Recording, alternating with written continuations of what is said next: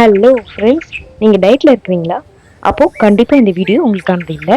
நான் டயட்டில் இருந்தால் கூட அப்பப்போ கொஞ்சம் சீட் மீல் பண்ணிக்குவேன் அப்படின்னா இந்த வீடியோ உங்களுக்கானது தான். நீங்கள் எப்பயாச்சும் சாப்பிட்டுக்கலாம். ஸோ வீடியோ ஸ்கிப் பண்ணாமல் கடைசி வரைக்கும் பாருங்கள். வாங்க வீடியோக்குள்ளே போகலாம்.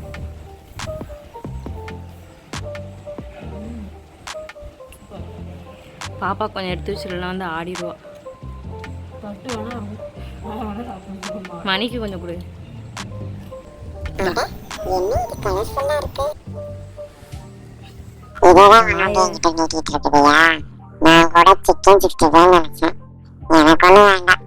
பக்கத்து வீட்லயே சூப்பரான மட்டன் பிரியாணி சாப்பிட்டு வந்துட்டேன்.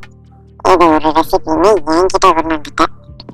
இத்தனை வருஷமா சோறு போட்டு வளர்க்குறேன், நான் இன்னும் சாப்பிடன்னு கூட தெரியல. அநியாயமாக ஒரு பீஸை வேஸ்ட் பண்ணிருச்சு.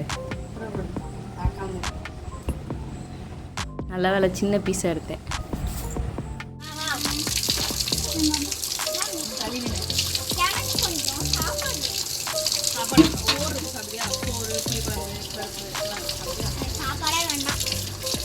என்னதான் கேட்க நீனு எங்க அம்மாட்ட கேளு.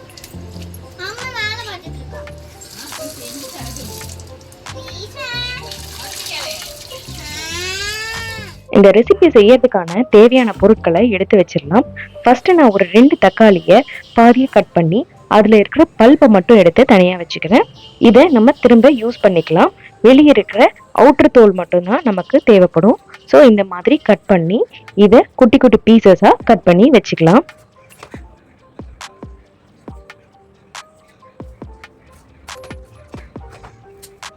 இந்த மாதிரி கட் பண்ணி எடுத்து வச்சாச்சு. உள்ளே இருக்கிற பல்பை ஒரு மிக்ஸி ஜாரில் ட்ரான்ஸ்ஃபர் பண்ணி இதை ஒரு ஃபைன் பேஸ்ட்டாக அரைச்சி எடுத்துக்கலாம்.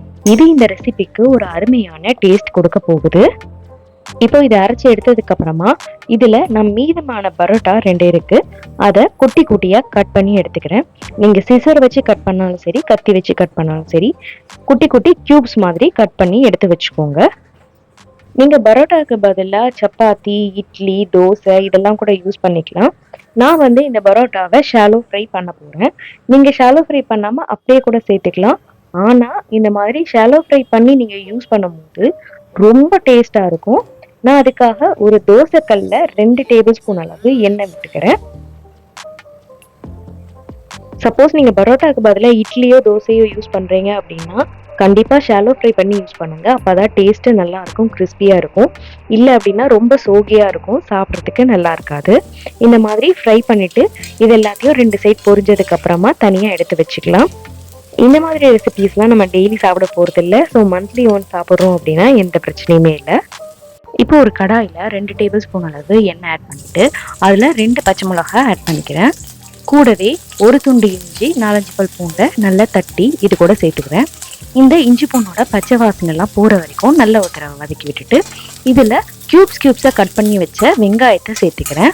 வெங்காயம் நல்லா வதங்கட்டும், வதங்கி கண்ணாடி பதத்துக்கு வரட்டும். வெங்காயம் வதங்கினதுக்கு அப்புறமா இதில் நம்ம கட் பண்ணி வச்சிருக்கிற தக்காளியை சேர்த்துக்கலாம். நீங்கள் இது கூடவே கேப்சிகம், பட்டாணி இதெல்லாம் கூட சேர்த்துக்கலாம். இன்னைக்கு என்கிட்ட வெறும் தக்காளி மட்டும்தான் இருக்குது, அதனால தக்காளியை மட்டும் சேர்த்துக்கலாம். இப்போ இது கூடவே நம்ம அரைச்சி வச்சிருக்கிற அந்த தக்காளியோட பல்ப் இருக்கு இல்லையா, அதை இது கூட ஆட் பண்ணிக்கலாம். இதை கண்டிப்பாக ஸ்கிப் பண்ணாதீங்க, ரொம்பவே டேஸ்டாக இருக்கும்.